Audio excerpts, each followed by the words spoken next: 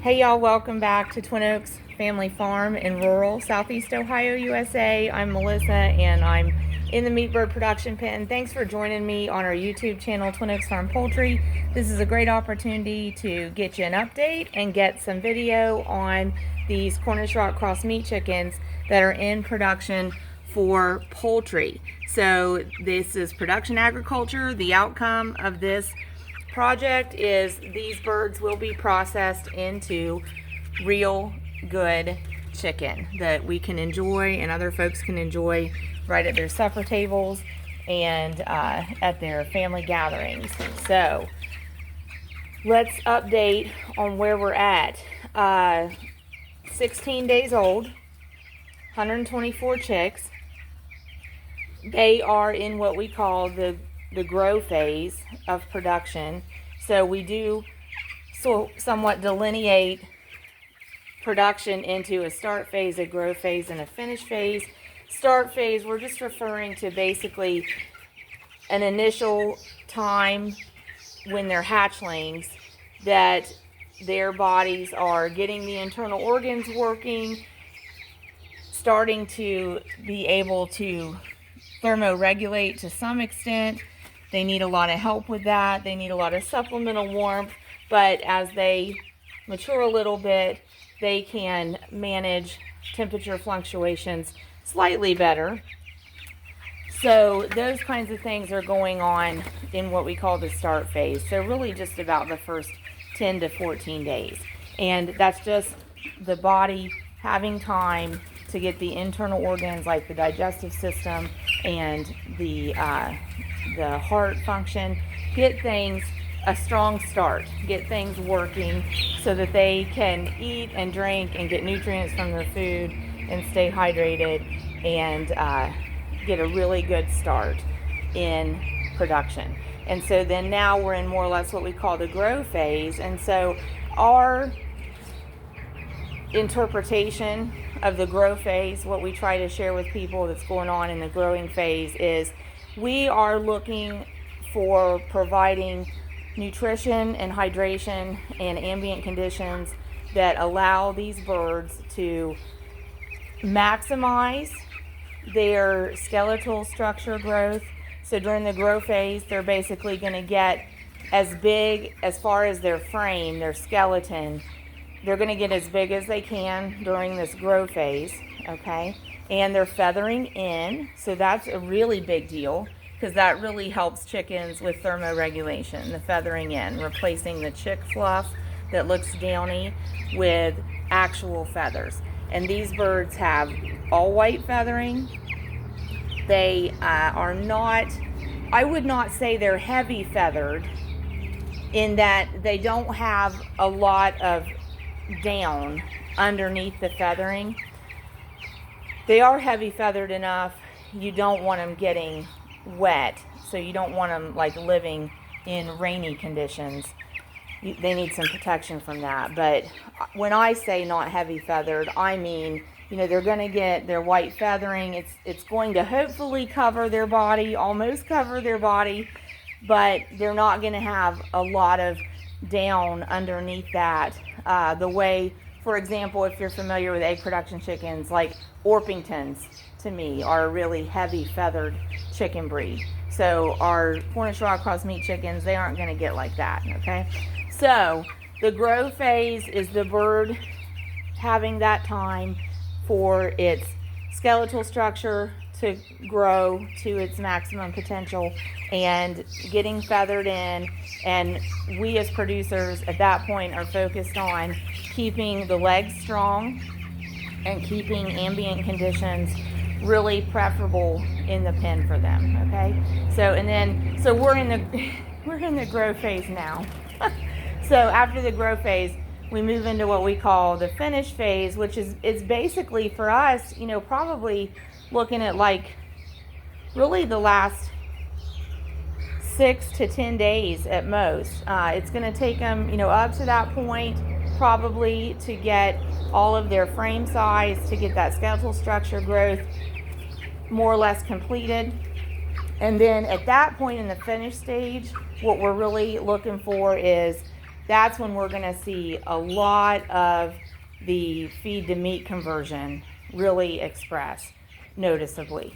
So basically, you know, in the beginning, they're getting their digestive system working and getting a strong start on their immune system. In the middle, we're getting the growth in the bones and keeping them strong. And then at the finish, all their energy is going into that feed to meat conversion that Cornish rock cross meat chickens are super at. That is their specialty. That is their specialty. Efficient feed to meat conversion, and that's the underpinning of the rapid growth, and that's the underpinning of the meat distribution going to the chicken breasts, chicken thighs, and drumsticks. So it's all tied together, but that efficient feed to meat conversion, that really expresses in that finish stage at the end. So that is why we have a saying, Cornish rock cross meat chickens grow fast now and they grow faster later. And that's why we say that, because even though, yes, they've had rapid growth, if you followed this flock, if you followed other flocks, they have rapid growth from day one hatchling, for example, to now, day 16. Unbelievable rapid growth, much faster change and much faster development and getting size compared to, say, egg production chicken breeds.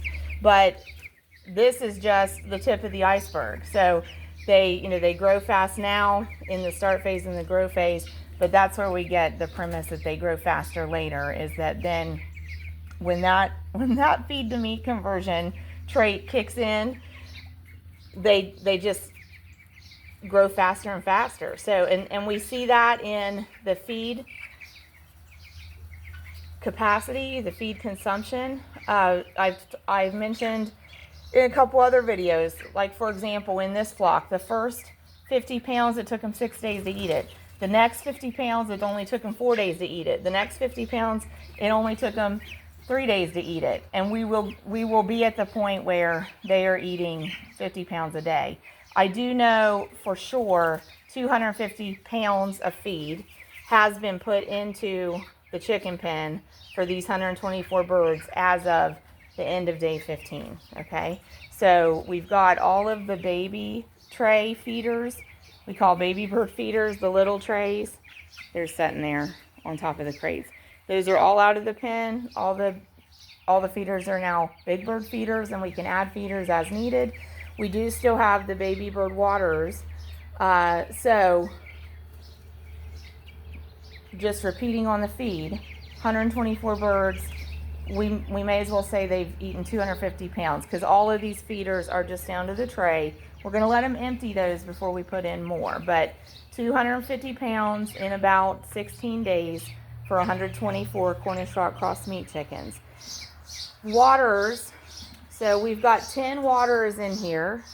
We got to get over here. We've got one actually perching, and they don't do that a lot, so I want to show y'all that. But we've got 10 waters in here. See it up there? I'll try to zoom in. So we are filling these waters that are in here at least twice a day. So I can give you a reference point on the water consumption from about 11 p.m. the end of day 15 to about 7 a.m. morning of day 16. The flock drank 10 gallons of water. So all these baby bird waters that we have, that one needs, I need to dump the tray on that one.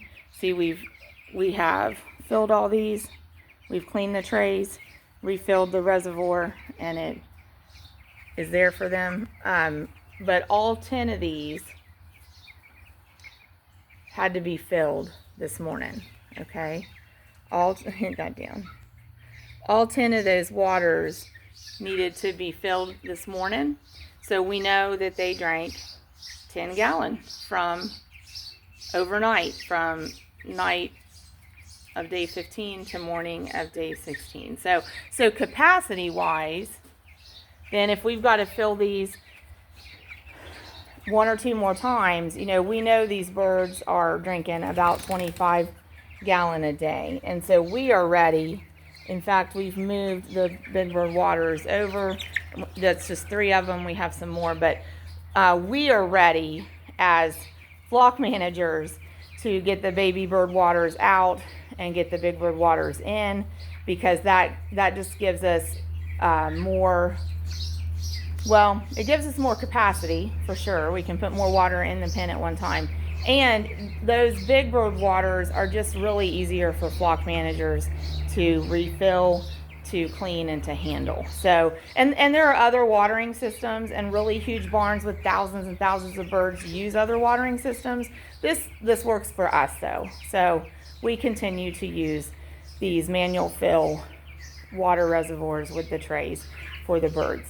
So we're going to continue doing that, but we'll be able to have 20 gallon in here at one time. We expect to need to refill those once a day, and you do want to balance that capacity with what they're actually drinking. We do want to be filling the waters at least once a day. We want to see an exchange where what's in there is getting used up and we're putting fresh in, because we want it to stay fresh. We don't want to give them 50 gallon of water if they can only drink 10 in 24 hours, because then that other 40 gallon is going to get pretty stagnant before they get it really utilized, right? So we would rather, if we know they're drinking 20 to 30 gallon a day, we would rather put in 20, have them drinking it down, and be filling it fresh for them at least once a day. So that's the plan with that. So honestly, probably maybe tonight or tomorrow, maybe on day 16 or day 17, we will go ahead and swap those waters. Now, one thing we will get into is I don't want to put the big bird waters in the same footprint where those are, down in between the heat lamp aisle, because the big bird waters are just bigger, and you can see the birds are really, I'm going to go from end to end. The birds are filling out the space underneath both rows of heat lamps, and we now have all 12 heat lamps that we've installed for this flock turned on when they want to use them. So the birds are bigger, they spread out, they need more space under that aisle of warmth that we set up for them. So we won't want waters in the middle of that. So what we're going to end up doing is, like this, we've got a feeder way over there and a feeder here. We'll move those down a little.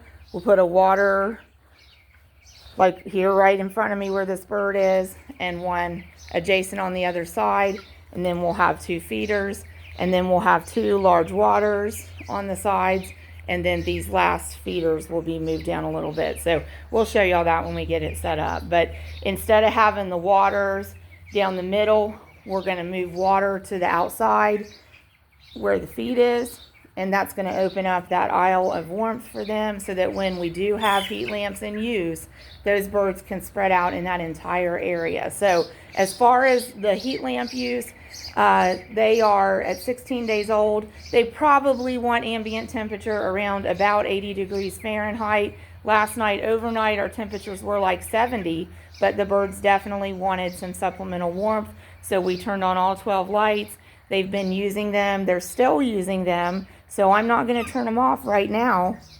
I will be turning them off as the day goes on, because we do expect our daytime temperatures to get around 80 degrees Fahrenheit. And they'll demonstrate to me when they're warm enough and they don't need them, because they won't be dispersed in that area that we call that aisle of warmth.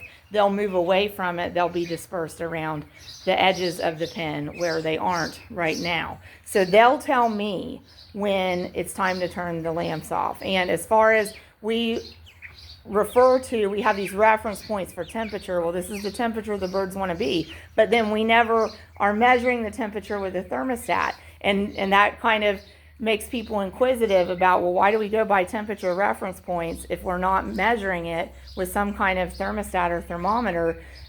Because we watch the bird's behavior. So we do know from research and experience and practice the reference points of temperature that these birds want to be at their different ages and stages, but we also know that their behavior is our best indicator of what they need. So that's what we watch. That's how they talk to us.